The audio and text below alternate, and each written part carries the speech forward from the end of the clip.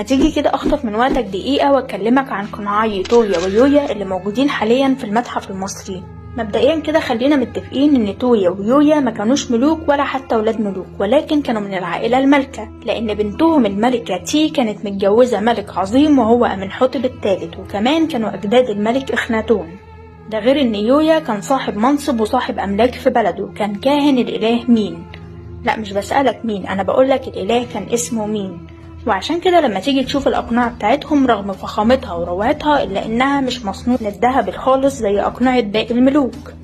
القناعين دول لقيناهم في الأقصر في مقابر وادي الملوك، وتحديدا مقبرة تويا ويويا، مصنوعين من مادة الكرتوناج، ودي عبارة عن شرايح من الكتان وملزوقة في شرايح من البردي عن طريق الجص، ومطلوين بطبقة من الذهب. طيب تعالى معايا نركز مع قناع تويا القمر دي شوية.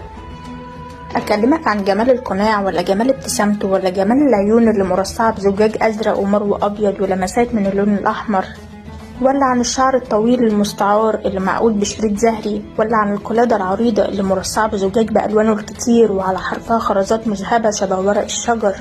لا بص، بصراحة أنا احترت فيهم وفي جمالهم. هسيبك انت بقى تتأمل فيهم براحتك، وسلام.